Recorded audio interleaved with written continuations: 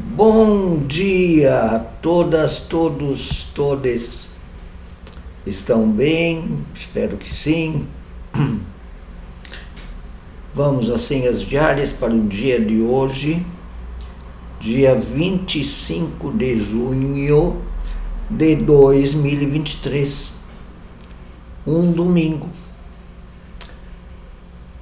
O calendário da igreja, as senhas diárias, dizem assim: hoje seria o quarto domingo após o Pentecostes,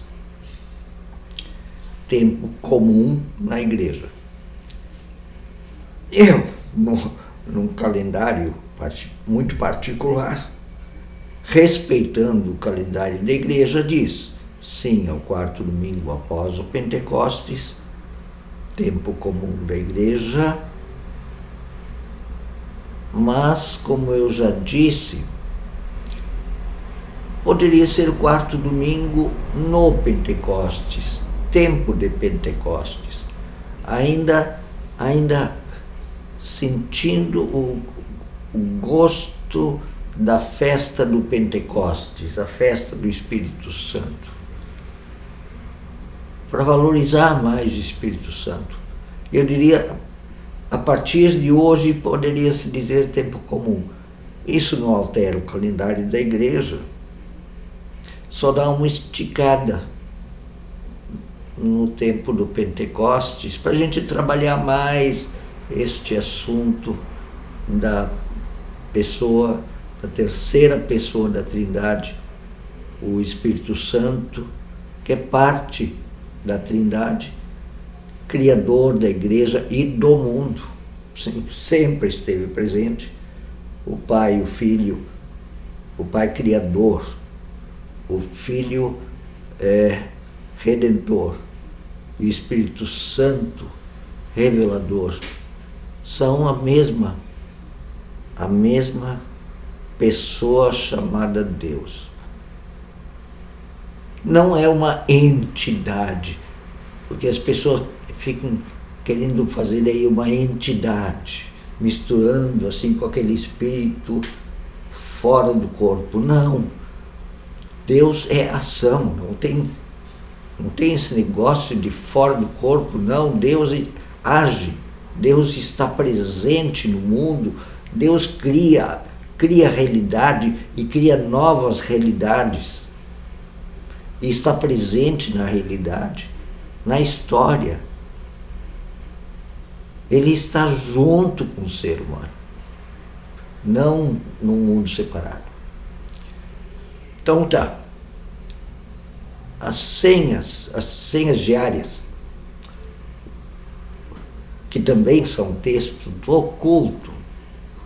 Vejam, tem um versículo de culto que dá tema ao culto, texto de pregação, e textos auxiliares do texto de pregação que ajudam a interpretar a pregação e o texto da pregação, e também senhas do dia.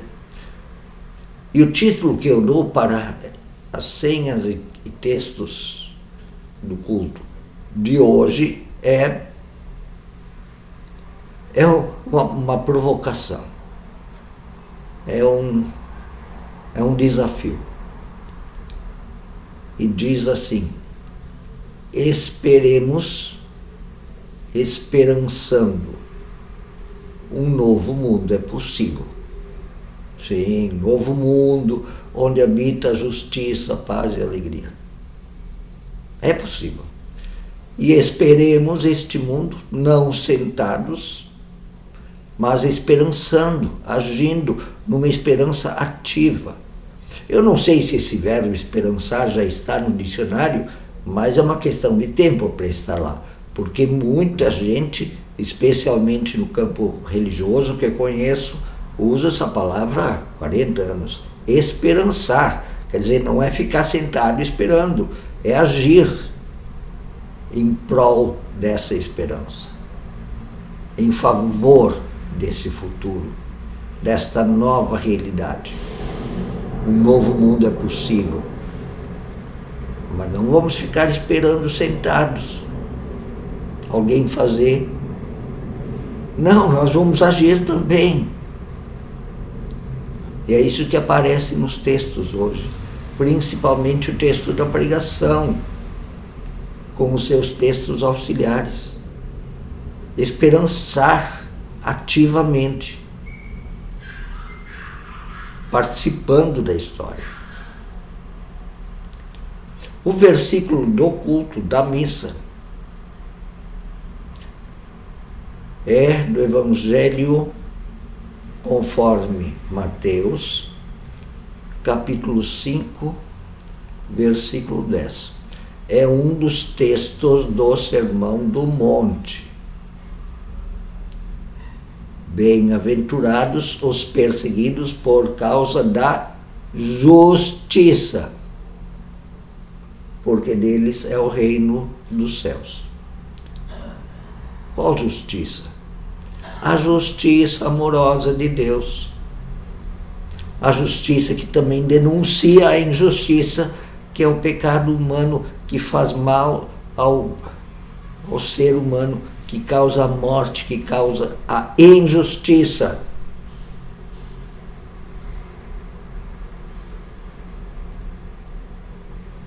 Não é uma justiça que a gente inventa, é uma justiça que a gente pode fazer e que a gente vê o contrário, vê injustiça. Que é causada pela ambição, pela ganância, pela violência, pelo desamor de seres humanos para com seres humanos, ou de seres humanos para com a natureza que Deus criou. Bem-aventurados os que anunciam a justiça e denunciam a injustiça. Vamos ver o texto da pregação, que é de um profeta. O profeta não é um vidente que fica prevendo o futuro. Ele é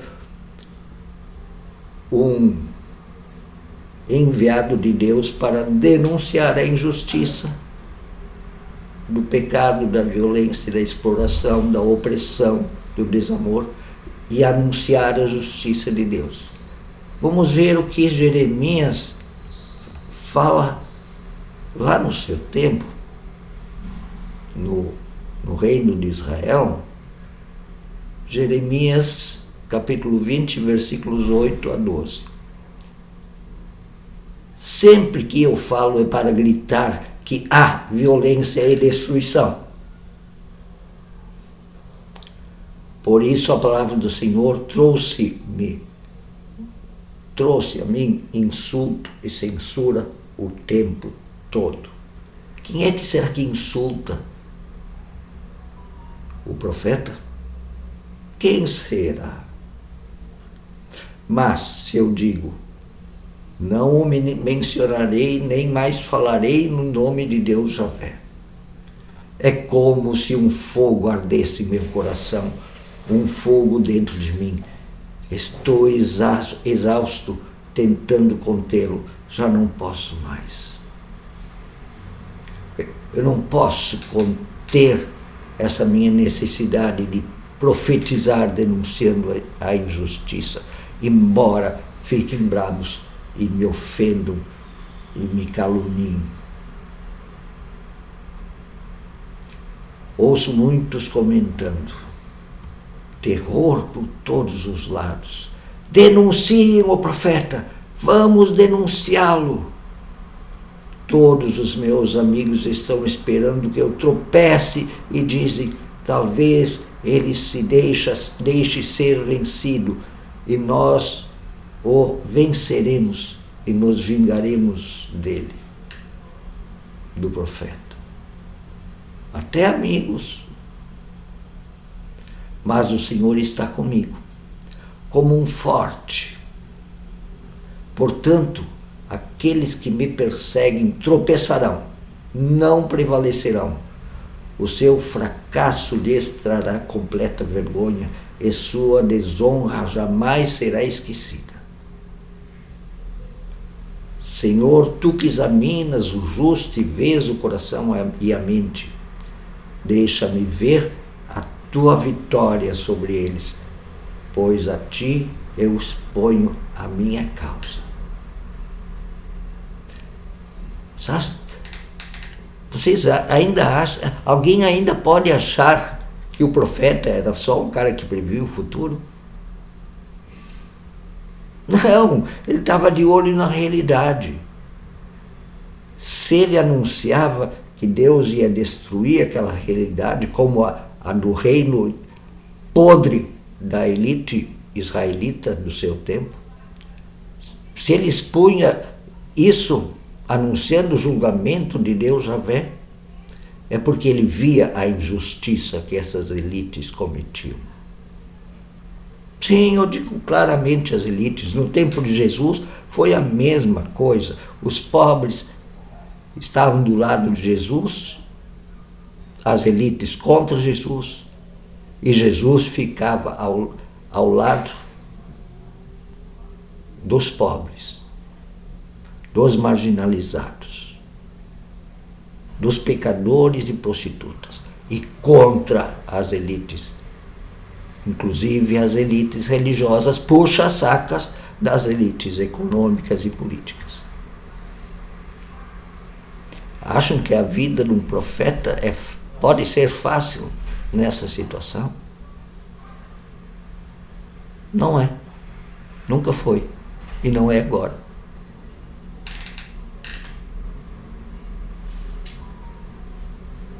Bem-aventurados os que são perseguidos por causa da justiça.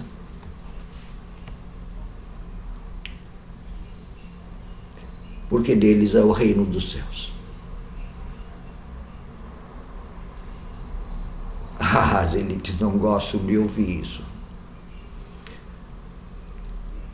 E os textos companheiros, aqueles textos que devem, inclusive, ser lidos no culto, mas pelo menos comunicados que estão à comunidade, para a comunidade, de que esses textos estão acompanhando e ajudam a interpretar o texto da pregação, e ser também sugerido que a comunidade os leia em casa. Por que não, né? A comunidade não devia ter preguiça de estudar a Bíblia. O primeiro texto é de Mateus, Evangelho segundo Mateus, conforme Mateus, capítulo 1, versículos 46 a 48. É o Cântico de Maria. Fortíssimo. E politicamente também fortíssimo. Maria cantou: Deus visitou o seu povo para libertá-lo da injustiça e da escravidão. No Cântico de Maria, leiam lá Mateus 1. O Senhor derrubou o forte do seu cavalo.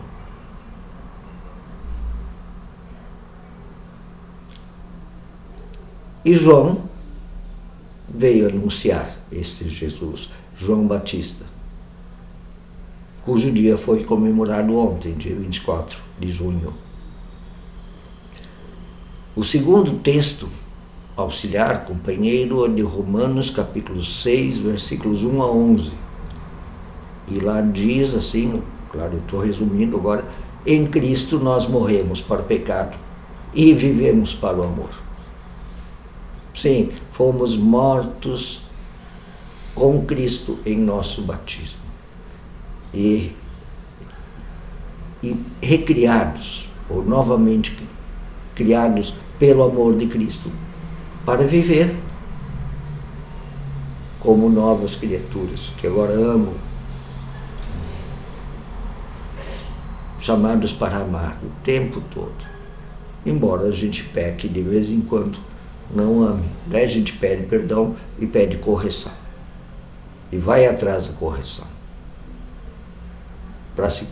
Para matar esse pecado.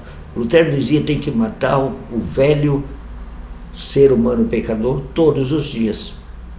Sempre que de manhã cedo nós passamos água no rosto, deveríamos lembrar nosso batismo, que afoga o velho ser humano egoísta para que o novo nasça e haja ação todos os dias. Ação, esperançar, ativamente, em ações e em palavras. E o terceiro texto vem também do Evangelho de Mateus, capítulo 10, 24 a 28. Embora muitos, as elites,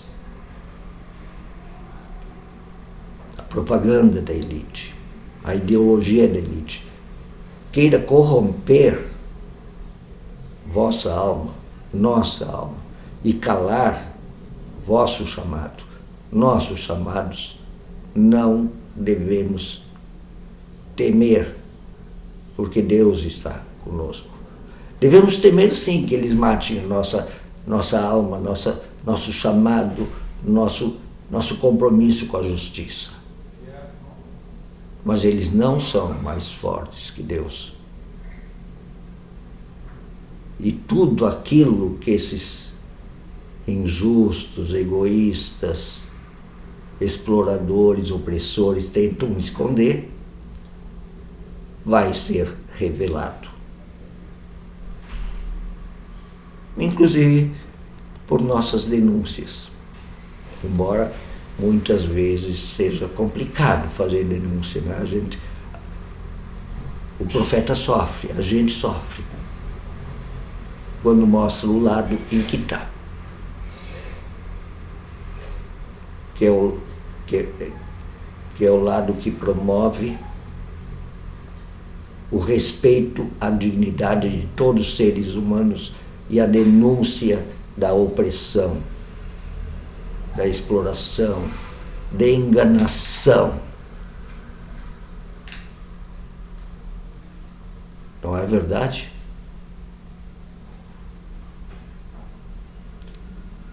Eu vejo isso. Os versículos das senhas diárias, que sempre são 2 por cada dia, mais a pequena oração hoje, que podem ou não ser lidos no culto, certo? O primeiro versículo vem de Abacuque, capítulo 2, versículo 3.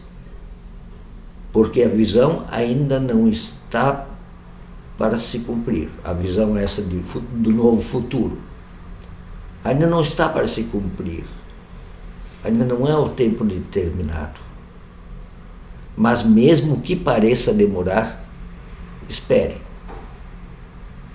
Espere esperançando, tá? Aqui não está a palavra esperançando. Mas é isso que quer dizer. Porque o cristão não é para ser uma figurinha sentada numa cadeira. Não, o cristão age por força do Espírito Santo.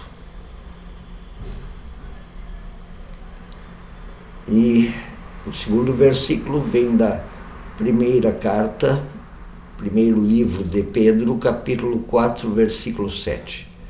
Sejam criteriosos e sóbrios para poderem orar, para saberem pelo que orar, né? Tem gente que só ora por si. E acima de tudo, porém, tenham muito amor uns e umas para com os outros e as outras. A ação do esperançar é uma ação amorosa. Amorosa.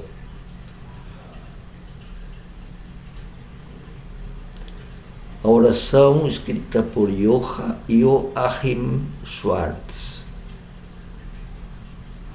Tu, Senhor, és nossa saída e nossa entrada no teu reino, que em nós é início e fim. Senhor, enche nossas mãos de ação.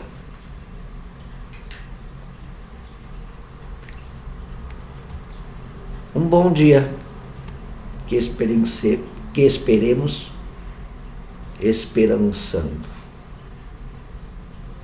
Um abraço.